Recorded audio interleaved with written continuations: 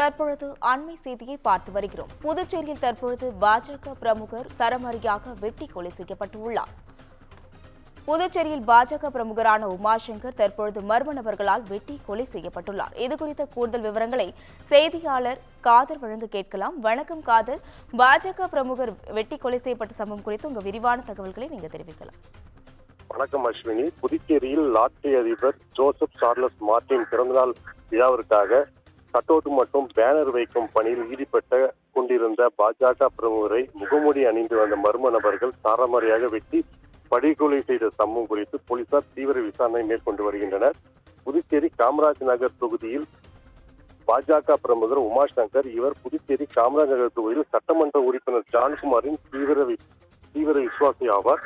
இந்நிலையில் வருகின்ற 2026 சட்டமன்ற தேர்தலில் காமராஜ் நகர் தொகுதியில் சட்டமன்ற உறுப்பினர் ஜான்குமார் ஆதரவோடு லாட்டரி அதிபர் ஜோஸ் சார்லஸ் மார்டின் போட்டியிட உள்ளதாக கூறப்படும் நிலையில் அவரது பிறந்த நாள் காமராஜ் நகர் தொகுதியில் பாஜக சார்பில் இன்று காலை 10 மணி அளவில் பிரசித்தி பெற்ற சித்தானந்தர் கோவிலில் நடைபெற உள்ளது.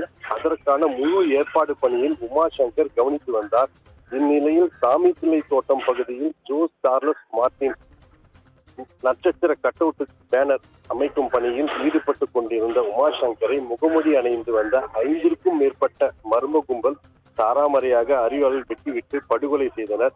சம்பவம் குறித்து தகவல் அறிந்து வந்த லாஸ்பேட்டை போலீசார் பாஜக பிரமுகர் உமாசங்கர் உடலை மீட்டு பிரேத பரிசோதனைக்காக எடுத்து செல்ல முயற்சி செய்த போது அவரது உறவினர்கள் மற்றும் பாஜக கொலை செய்ய குற்றவாளிகள் கைது செய்ய வலியுறுத்தி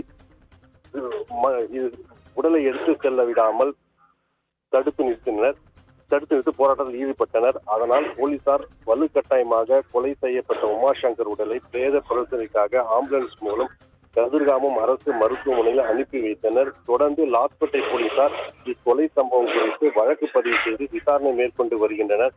அதன்படி அரசியல் காழ்ப்புணர்ச்சி காரணமாக கொலை நடந்திருக்கிறதா அல்லது உமாசங்கர் வட்டிக்கு பணம் கொடுக்கும் தொழில் செய்து வருவதால் அதில் கொடுக்கல் வாங்கல் பிரச்சனை ஏதாவது பல்வேறு கோணங்களில் போலீசார் விசாரணை மேற்கொண்டு வருகின்றனர்.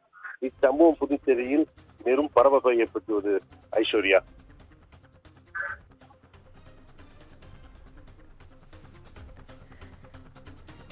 கூடுதல் விவரங்களுக்கு நன்றி காதர்.